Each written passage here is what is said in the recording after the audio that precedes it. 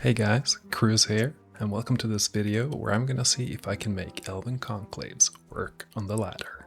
I recently made a tier list where I ranked the different factions, and of the 3 factions I put in the D tier, I already tested out Empire and Darkborn, and after playing a bunch of games with them, I felt my initial ranking was wrong. Empire is very strong with Gun Wizard, and Darkborn can also make some pretty solid lists. So for those two, I changed my rating B for Empire and C for Darkborn. So now let's see if I can make something good for the Elven Conclaves. The first list I wanted to try out, I wanted to do one with 2 marshals, the Elven Noble and the Elven Spellblade. The game plan is simple. I used the superior mobility of the list together with the Elf Noble's flee abilities to get the flanks that you need for the win. The 2 commanders with their Elven Mastery rerolls on attacks should ensure that anything they flank should be running away. I also chose to bring some Elven Watchers because I think their 2 attacks per model together with Fiery Blades from the Elven Spell Sword should be able to put in some good work. So let's see how it goes.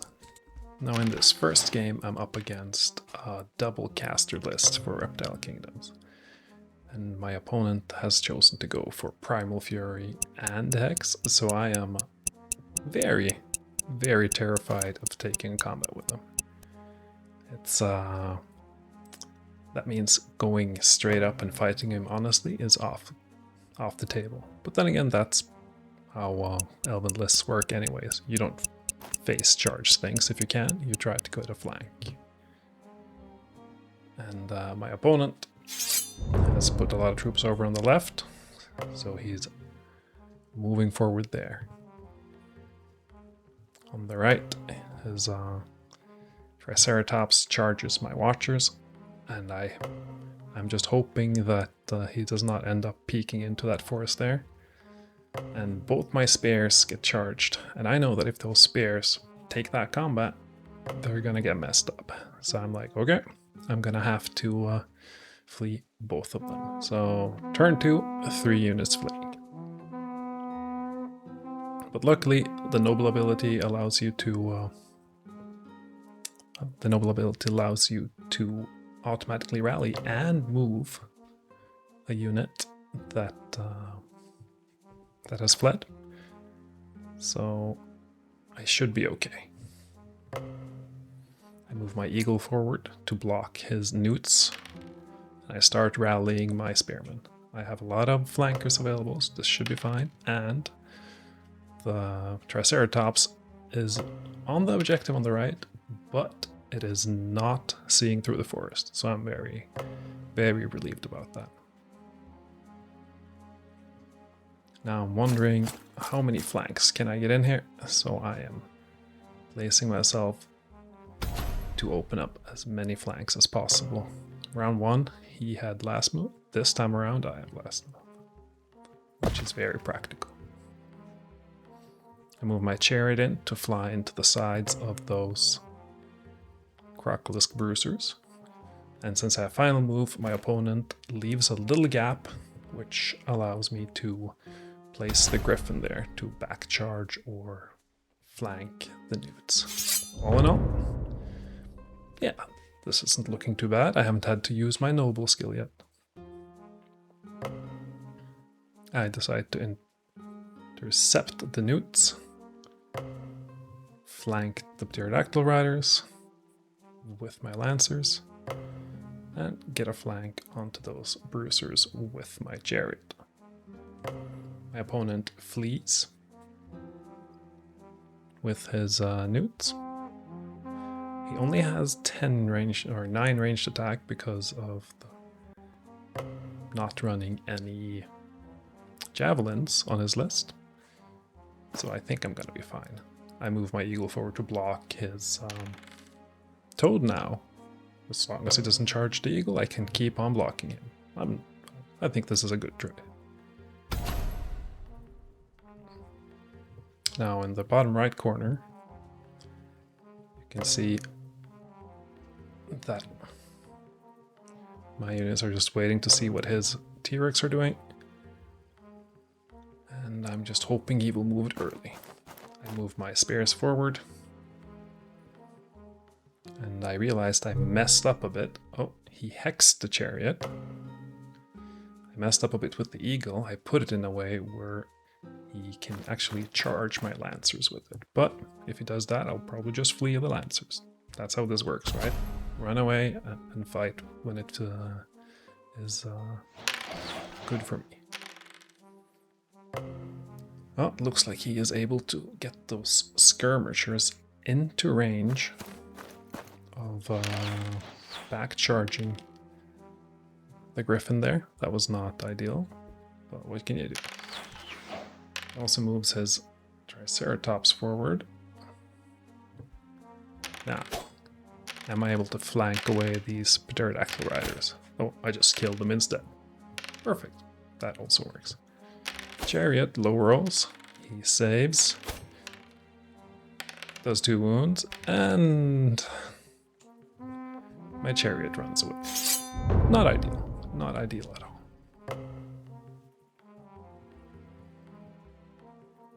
Alright, I send my spell sword into the back of the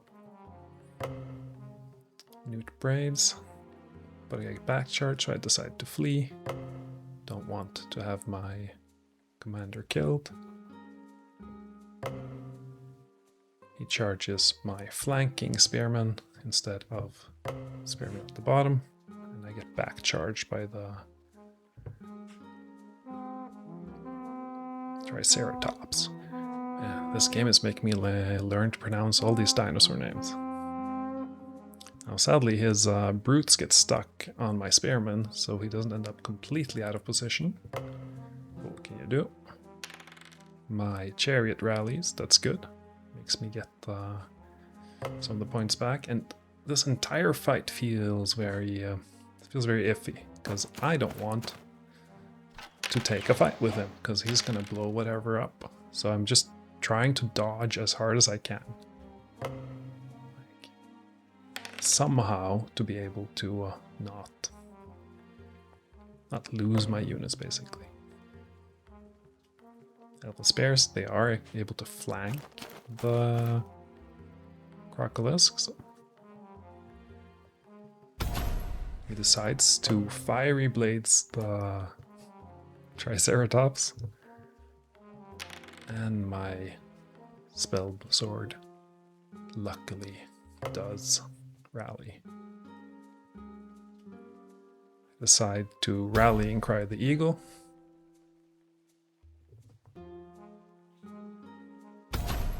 And he decides to primal fury the Triceratops. He really wants to make my noble run away. Short bows, showing why short bows are bad up there on the skirmishers. And my eagle finds a spot where it cannot be charged by the ancient toad and sets up to back charge the Crocolisks. The Triceratops is able to make the noble flee. That is not ideal. And I intercept. Oh, is a charging Triceratops with my watchers, and then I'm able to flee into the back of the Crocolisk bruisers with the eagle, which is good. Let's hope the bruisers flee. To turn around, I have a bit of a problem. Luckily, it's quite close or tight there, so I decide. So I don't think I'm gonna get back charged again on the dome. I get some good value out of the Watchers. They've proven good value this game, shooting down his skirmishers. They only have defense too, that's why they're very weak to enemy counter-ranged. My chariot does rally. And I set up to get a nice flank with my Watchers. I'm hoping that his reptilian warriors will not be able to get into the flank of my Watchers here. And he decides to just set up on his own objective. My spell sword, I put it up. And I put it up a bit sloppily.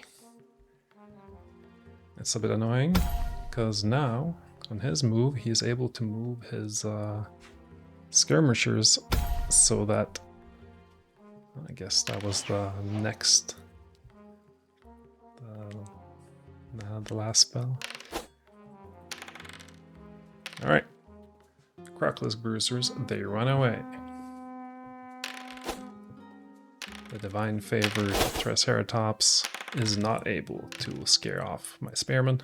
Rank bonus being very powerful there.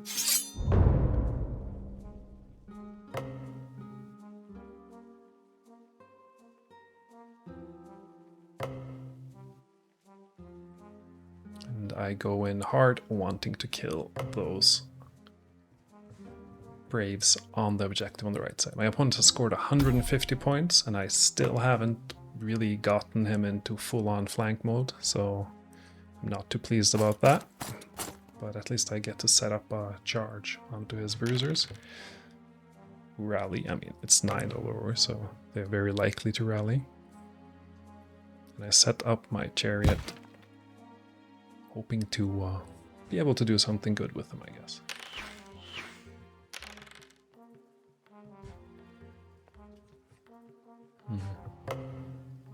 With my spell sword, I have last move now.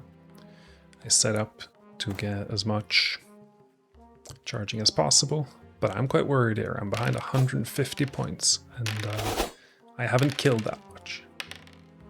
So I need to get a little bit lucky if I want to win this game. I'm actually kind of worried about losing this one. Alright, the Watchers and the Spearmen deliver, chase those Braves off the target. The Saurian Warriors kill my eagle. Sad day, I was hoping it was going to live and flee and I would be able to rally it. He charges the side of my Watchers, and I decide to back charge and see if I can kill his Newt Priest. I charge into the side of his Bruisers, considering stopping his charge by charging into it with my chariot, but decide against it. And maybe it wasn't the best idea to charge those Bruisers, because he fled onto the objective. And it is, I realized a bit late, the final turn, because with elves, when you're fleeing so much, oftentimes the game ends very early. So you can see me actually making my moves here, which is a bit over the top. My opponent actually Divine Favored the Bruisers to ensure they rallied, which is a nice little touch. I try to see if I can get lucky and shoot something off, but I don't. And it's looking pretty grim, and this entire game felt like me trying to desperately lure my opponent out of position and see if I can somehow, well, make an attack that's not suicidal because of his Hex and Primal Fury. My Spearmen rolled double ones. They were meant to hold there. My Spellblade does a lot of damage. I win by 6, so there's no way the priest holds, and he flees. And my Spearmen follow up and scare off his Braves. And that is the end of the game. And at this point, I don't know if I've lost. I am very sure I have not won, because I gave him 200 points off the objective. And in the end, it's a draw. And I feel very lucky about that draw. If a single one of my units fail one of their rally tests that game, I probably lose it. So I think it's back to the drawing board. Maybe I can find a list that will not run into problems like this. I consider making a list using Weapon Masters and Reality Rift, but I think it looks like a worse version of the Darkbarn list I did a couple of videos ago, so I don't go with that. In the end, I decide to go for a rather simple list, mobility and some range pressure, this time leaning into the fact that the Spell Sword can buff ranged attacks and the Elf Mage can buff the skill of Elf City Guards, possibly allowing me to shoot with power 4 and hitting on 2-ups. So it should be able to pick off an enemy unit before the battle lines clash. So let's see how this list worked out. Now in this game I deployed rather weirdly, as you saw, but I really want to protect my units from a potential catapult. Now my opponent didn't have a catapult, so okay, fair enough.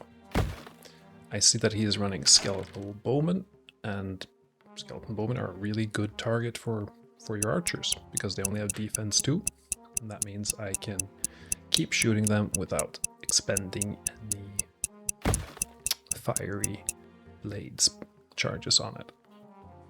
So I try to place myself so he cannot charge me, because none of his units has God, what is it called? Unholy Vigor. None of his units have Unholy Vigor. I tried to move this chariot forward so I do not get in range by the zombie abomination, the zombie giant. Now I do decide to Divine Favor my archers there just to get extra amount of hits onto the skeleton bowman. And you can see he loses a bunch already. He shoots back, deciding to shoot on the chariot.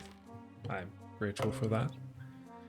And makes me think that my opponent, not only is he running a very weird list, but he's probably not the highest elo player. Now, I've played him before and he's not a bad player, but this isn't a competitive list I'm up against. And I also misplayed. You can see his giant managed to get into position to charge my chariot, so then I am forced to commit my Dragon Knights into that zombie giant. But my Dragon Knights with fiery blades should be able to punch through, even if they have been plagued.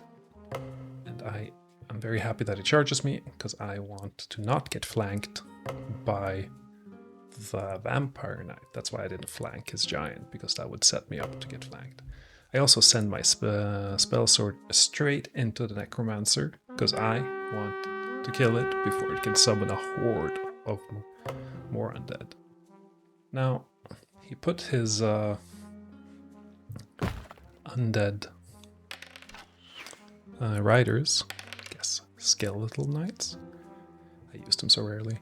He put them close enough that I could just go and put my chariot in front of it to block him, which I appreciate. He does manage to kill off one of my city guard, the bastard.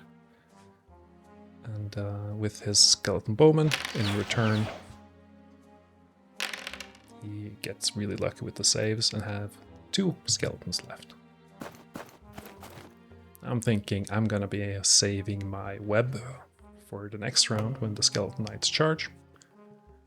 And statistically, I should be able to kill this necromancer. So I even fiery blades to get more power in to ensure that it dies. Sniping a necromancer, always worth it. But this leaves my dragon knights fighting at 6 or 5. 6 or 5 power against the zombie giant, which is not ideal. Okay, they're going in power 6. He rolls 3 hits, that's very lucky. I roll 6, and he saves 4. So I actually lose, but luckily my Dragon Knight's hold. But that's not what I wanted. I wanted that giant to take a lot of crumble ones. I do manage to kill the Necromancer, so at least that is going according to plan. And I get a bit lucky on the saves. Take 1 less wound than I should. So then I get rewarded with a crumble wound on him. So now Necromancer is down. All is good. I try to charge his skeletal warriors with my spears, but he intercepts with his archers, and that's how you should use archers. They are expendable skirmishers.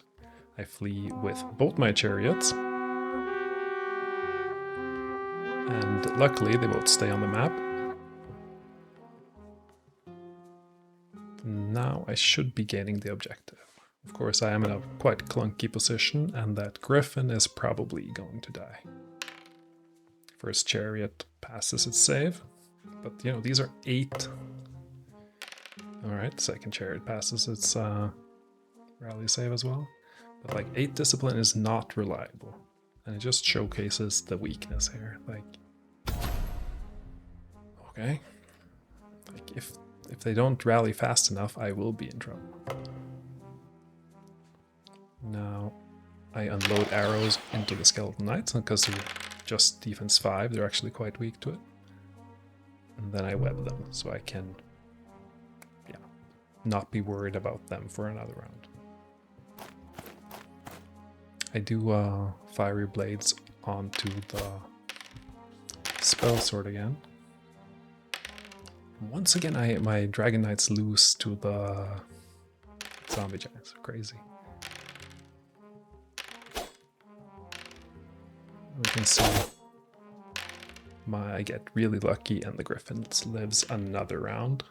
So far, very lucky. I did expect to have to charge my Spearman into his Spearman.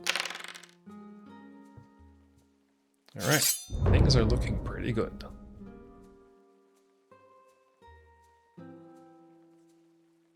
And we can see that my Spell Sword, while he's probably going to die this round, he should be able to take down even more of those Spearmen. So that's been a very successful trade for me there.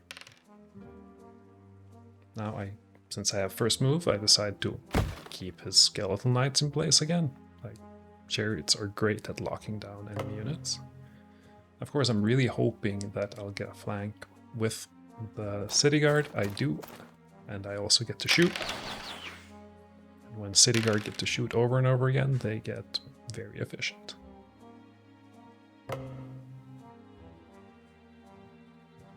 Now I move my Spearman forward so that they will not be able to be flanked by his Spearman. And my Chariot I try to place so it cannot be attacked by his Zombie Giant, but I'm still threatening to do bad stuff to his Vampire Knight and Skeletal Warriors. His Zombie Giant keeps on just destroying my Dragon Knights, and then my Dragon Knights even flee. So yeah, that was some of the worst Dragon Knight usage I have ever done. They did not do a lot, except keep a Zombie Giant in place for a few turns. The Griffin with the Spell Sword does go down. I decide to charge into the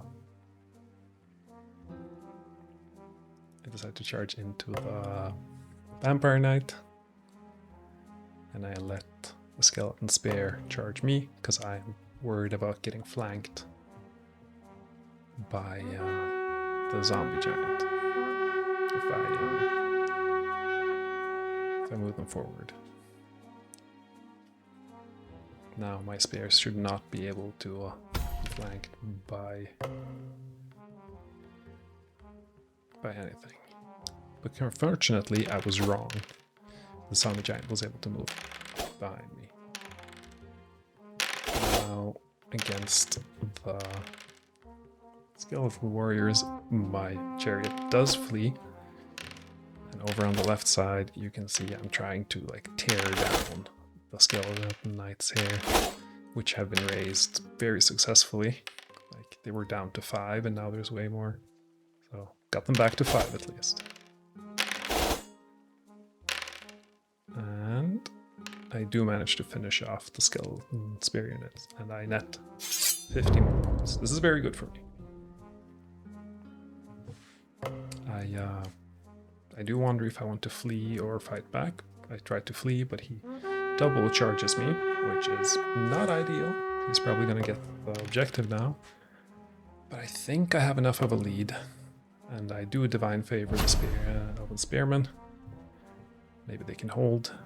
Maybe they'll take less damage from the Vampire Knight, who is also skill 5. Over here we can see the Skeleton Knights struggling to kill the Chariot, and I keep cutting into them with the Spearman.